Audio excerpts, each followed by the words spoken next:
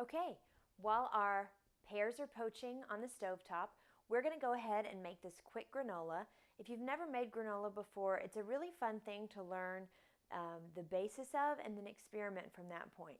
From a nutrition standpoint, one thing I want to make sure to say is that granola is a calorie-dense food. So just because you make it yourself, just because it's full of good ingredients, you can't get carried away or you'll end up eating a lot more calories than you are maybe intending to. So because it does have a lot of oil and a lot of sugars, the dried fruit, things like that, it's a very calorie-dense product, and so just be aware of that. So what we're going to do to get started is we're going to mix together our oil. We're just going to put it right into this mixing bowl. So our oil, our honey,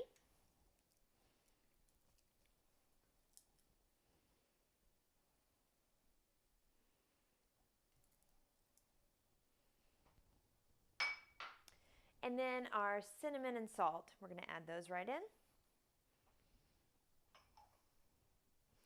And we're going to whisk these things together to combine them. When you're whisking, you want to use small, circular, or more like an oval movements with your wrist, not with your whole arm. So just using your wrist will keep your arm from getting tired out. You can alternate between clockwise and counterclockwise. Sometimes you'll see people pick up the bowl and do it this way. It's all in how you want to do it. Just don't go crazy, causing your liquid to jump out of the bowl. All right, once that's combined, you're just going to add in these other items. Now we're saving the raisins. They're going to go in towards the end. We don't want them to burn in the oven. But everything else is going to go in. So we're going to start with the oats. This is 3 cups. Pour those right in. And then we've got a cup of slivered almonds here. We're going to add those as well. And we're just going to stir to combine. Once you get this all combined, you can go ahead and add I'm adding coconut, unsweetened coconut chips or shavings to mine. Granola is fun because you can really play around with it. A lot of different flavors.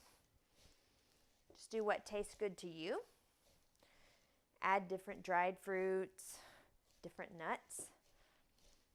And we're just trying to get it to where it's all combined. And once we get it to that point, we're going to put it on this baking sheet that I have a Silpat liner on. Now, that's one of these silicone liners, non-stick liner. I love them for these sheet pans. They work really well. If you don't have a Silpat liner, that's fine. A little parchment paper will work just fine. This is going to save you a headache when it comes to getting your granola off the tray and cleaning your tray as well. So, once it seems like everything's kind of well combined, we're just going to dump it out on the tray. And then use our spatula to spread it out onto the tray. And even kind of press it down into the tray as well. We're looking for a nice even layer all the way across the baking tray. We don't want it to be really thick in some areas and thin in others. It won't cook evenly that way. So like I said, this is a very simple version. Granola is very simple as is. It's a simple thing to prepare. It's certainly cheaper to do it on your own than it would be to buy it in the store. And you can change it up, add different spices, add different nuts. A lot of different opportunity for individualization here. So once you get that out onto the tray and in a even layer, we're just going to pop it into the oven, set at 300 degrees for about 20 minutes. And about 10 minutes in, we're going to open up the oven, we're going to give it one stir, then we're going to pop it back in the oven to finish up. 20 minutes total, and And once it's out of the oven and starting to cool, then we'll add our raisins in.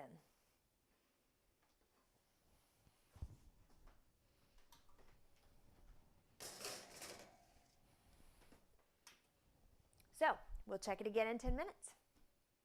It's been 10 minutes, so I'm about to pull the granola out of the oven, give it a quick stir, and then stick it right back in.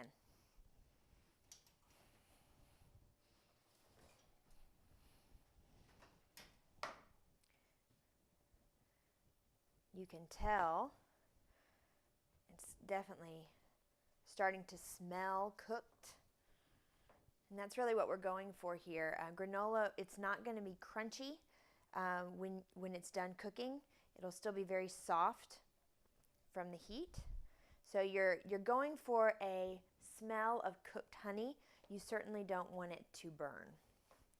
So we're just going to give it one quick stir. Then I'm sort of going to even it back out. And back in the oven we go.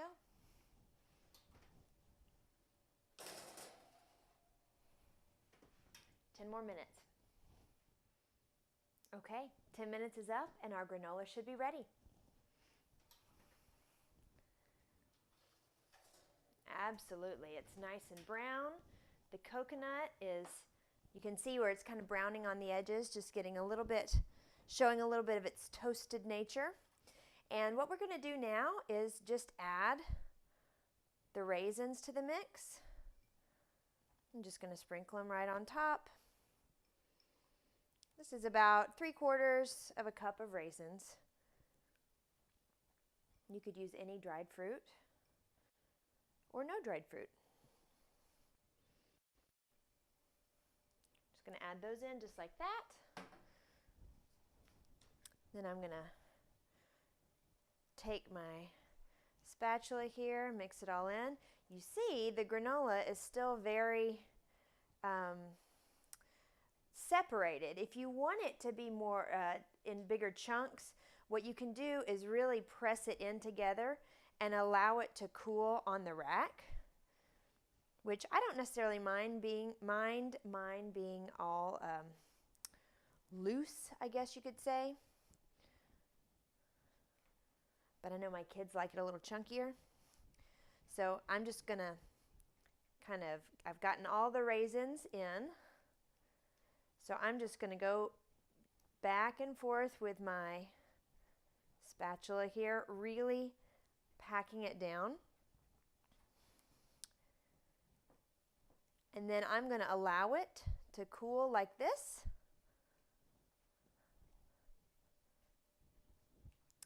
And once it's done cooling, I'm going to package it up, just putting them in these wide mouth canning jars. That'll store it in an airtight container. I'll put it in my pantry.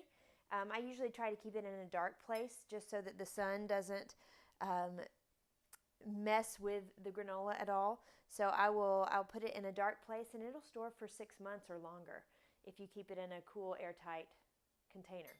So I'm going to let this cool. Then I'm going to put it in jars and I'm going to be done. It'll be great to sprinkle over those poached pears or with yogurt or any other application you can think of for granola. Quick and easy.